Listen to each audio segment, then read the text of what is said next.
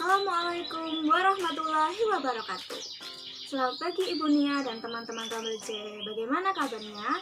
Semoga selalu diberi kesehatan ya, dan tetap semangat dalam pembelajaran hari ini. Perkenalkan, kami dari kelompok 2 akan mempresentasikan hasil diskusi kami, yaitu faktor penyebab kelainan anak berkebutuhan khusus dan hak-hak yang dimiliki anak berkebutuhan khusus. Sebelumnya, perkenalkan anggota kelompok kami. Yang pertama ada saya sendiri, Isnaini Nur Khairiyah, NIM 14014191120. Yang kedua ada Noviana, NIM 14014191122. Dan yang ketiga, Adinda Fitri Priscaningsih, NIM 14014191128. Hari ini kita akan mempelajari dua hal. Yang pertama, faktor penyebab kelainan anak berkebutuhan khusus, dan materi yang kedua adalah hak-hak yang dimiliki anak berkebutuhan khusus. Memasuki materi yang pertama, yaitu faktor penyebab kelainan anak berkebutuhan khusus. Di antaranya ada faktor prenatal, faktor komplikasi kehamilan, faktor postnatal, dan faktor lainnya. Kita akan membahas yang pertama terlebih dahulu, yaitu faktor prenatal.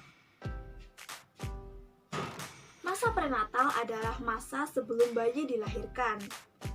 Pada masa ini, lingkungan bayi adalah berada di dalam tubuh ibu itu sendiri. Apapun yang terjadi pada ibunya tentunya berpengaruh pada pertumbuhan si bayi. Faktor prenatal ini terbagi lagi menjadi dua, yaitu faktor maternal dan faktor paternal. Apa sih faktor maternal itu? Faktor maternal adalah faktor yang terjadi karena dipengaruhi oleh kondisi si ibu. Kondisi yang seperti apakah itu? Yang pertama ada kondisi nutrisi ibu. Wanita hamil yang mengalami malnutrisi akan berdampak pada janinnya. Bisa jadi janinnya akan merasa kelaparan, kemudian janin akan kekurangan vitamin B. Yang kedua adalah aktivitas fisik. Seorang ibu yang mengalami stres, kelelahan, jam kerja panjang akan mengakibatkan janin mengalami resiko prematur dan meningkatkan detak jantung si janin. Yang ketiga adalah mengonsumsi obat-obatan. Apabila ibu mengonsumsi obat yang mengandung alkohol secara berlebihan dan tidak secara resep dokter, akan mengakibatkan janin mengalami fetal alcohol syndrome. Kemudian penggunaan tembakau. Penggunaan tembakau menyebabkan keguguran, kematian bayi, bayi lahir dengan berat di bawah normal, keterlambatan pertumbuhan, keterbelakangan mental, dan masalah kognitif lainnya. Kemudian ada obat-obatan seperti marijuana, opiate, dan kokain. Obat-obatan tersebut dapat mengakibatkan janin mengalami gangguan pada psikomotorik dan kognitifnya. Selain itu, janin juga akan lahir dalam keadaan kurus dan pendek. Yang keempat, ada kondisi penyakit yang diderita ibu. Seorang ibu yang mengalami penyakit AIDS, maka akan mengakibatkan bayi memiliki kepala yang kecil dan memiliki perkembangan saraf yang terganggu. Kemudian apabila ibu mengalami penyakit sifilis, gonorea, dan herpes akan mengakibatkan janin mengalami kebutaan, abnormalitas, atau kematian. Selanjutnya, apabila ibu mengalami penyakit rubella,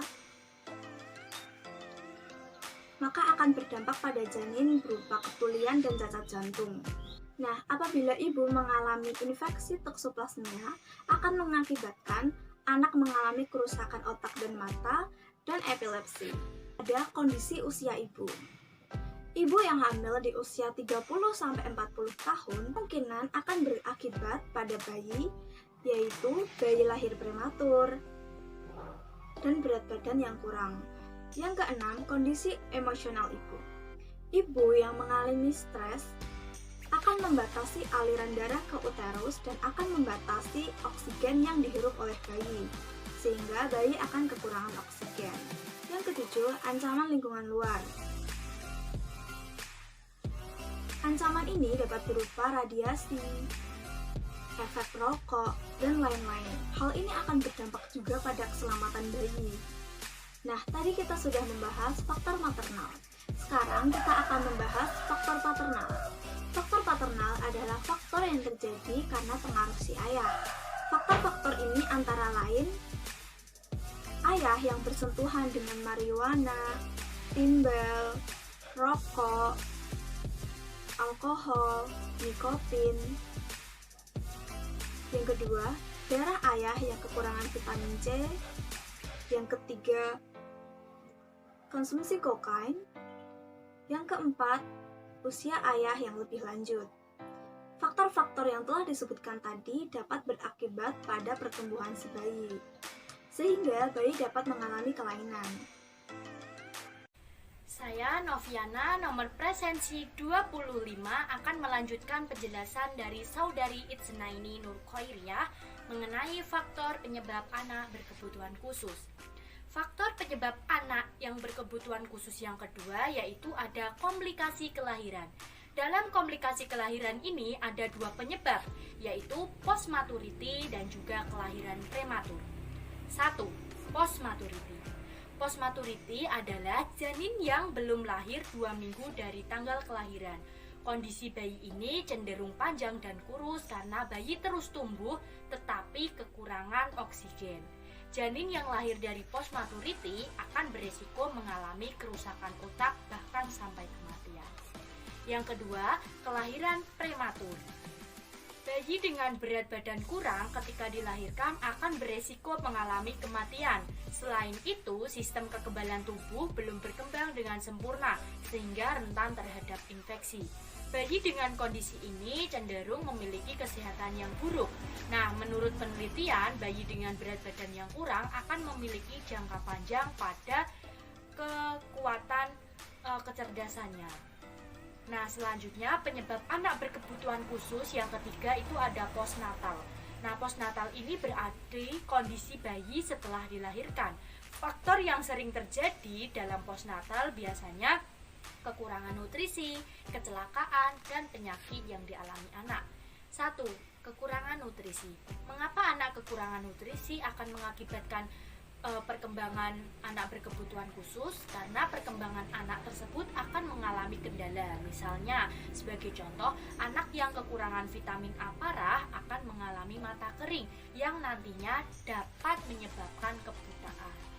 Nah, yang kedua ada kecelakaan.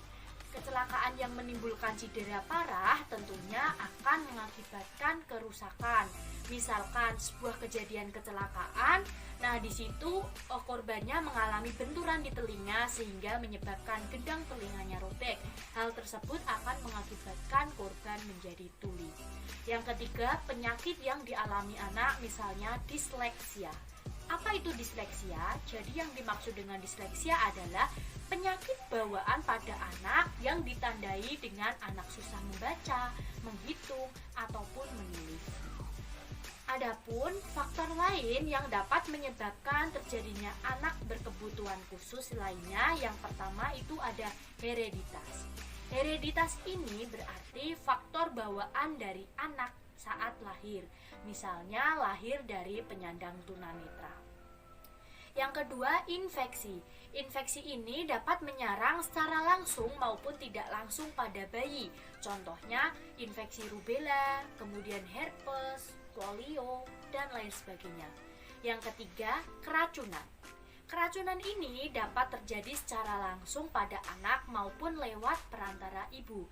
Misalkan jenis makanan yang dikonsumsi anak banyak mengandung zat-zat yang berbahaya, maka zat tersebut nantinya akan menghambat proses pertumbuhan pada anak. Yang keempat, ada trauma. Trauma ini dapat terjadi akibat bencana alam. Misalkan dalam gempa di Yogyakarta, ada anak yang terkena akibatnya, yaitu mengalami fraktura atau patah tulang belakang, sehingga ia mengalami kelumpuhan secara permanen. Yang keenam, kekurangan gizi. Anak yang mengalami kekurangan gizi tentunya akan mengalami tingkat kecerdasan yang rendah. Kecerdasan rendah tersebut juga termasuk salah satu kategori anak berkebutuhan khusus. Baiklah, yang selanjutnya, saya Adinda Fitri Piskaningsih, nomor presensi 28, akan melanjutkan penjelasan dari rekan kerja saya. Untuk materi yang kedua, yaitu hak-hak yang dimiliki oleh anak berkebutuhan khusus. Keberadaan anak berkebutuhan khusus di masyarakat masih belum sepenuhnya dapat diterima, sehingga banyak hal yang menyangkut hak anak berkebutuhan khusus belum dapat diperoleh. Atau dengan kata lain, masih terjadi diskriminasi terhadap anak berkebutuhan khusus, baik dalam bidang sosial, hukum, maupun pendidikan. Banyak usaha telah dilakukan oleh berbagai pihak, termasuk pemerintah dan gerakan masyarakat internasional yang peduli terhadap anak berkebutuhan khusus, yang melahirkan berbagai kesepakatan dan perangkat hukum perundangan yang mengikat. Adapun beberapa landasan hukum perundangan yang menaungi anak berkebutuhan khusus, di antaranya yang pertama, landasan yuridis formal. Kemudian yang kedua, adapun landasan agama yang menyatakan bahwa Tuhan menciptakan manusia sesungguhnya sama derajatnya. Yang membedakan adalah amal perbuatannya. Kemudian yang ketiga, adapun landasan pendidikan yang menyatakan bahwa tujuan pendidikan adalah untuk mendewasakan manusia ataupun peserta didik. Nah, untuk hak-hak yang ada dalam landasan yuridis formal meliputi yang pertama ada Undang-Undang Dasar 1945 yang termuat dalam pasal 31 ayat 1 dan 2. Kemudian ada Undang-Undang Nomor 20 Tahun 2003 tentang Sistem Pendidikan Nasional yang termuat pada pasal 3 serta pasal 5 yang terdiri dari ayat 1, 2, 3, dan 4. Kemudian ada pasal 32 yang termuat dalam ayat 1 dan 2. Kemudian yang selanjutnya ada Undang-Undang Nomor 23 Tahun 2002 tentang Perlindungan Anak yang termuat pada pasal 48, 49, 50, 51, 52, 53. Kemudian yang selanjutnya ada Undang-Undang Nomor 4 Tahun 1997 tentang penyandang cacat yang termuat pada pasal 5. Yang selanjutnya ada Deklarasi Bandung pada Agustus tahun 2004 dan masih banyak landasan yuridis formal lainnya. Masalah anak berkebutuhan khusus merupakan masalah yang cukup kompleks secara kuantitas maupun kualitas. Mengingat berbagai jenis anak berkebutuhan khusus mempunyai permasalahan yang berbeda-beda, maka dibutuhkanlah penanganan secara khusus. Jika anak berkebutuhan khusus mendapatkan pelayanan yang tepat, khususnya keterampilan hidup ataupun life skill sesuai minat dan potensinya, maka anak akan lebih mandiri. Namun jika tidak ditangani secara tepat, maka perkembangan kemampuan anak akan mengalami hambatan. Nah, kita sebagai orang terdekatnya, saudara, keluarga, ataupun orang tua, melalui ini harapannya dapat memberikan sedikit pemahaman mengenai bagaimana apa, siapa, dan cara apa yang harus diberikan dan didapatkan, atau layanan apa yang harusnya mereka dapatkan. Untuk itu, mungkin sekian dari saya dan rekan-rekan saya. Kurang lebihnya kami mohon maaf yang sebesar-besarnya. Sekian, wassalamualaikum warahmatullahi wabarakatuh. Sampai berjumpa di lain kesempatan. Terima kasih.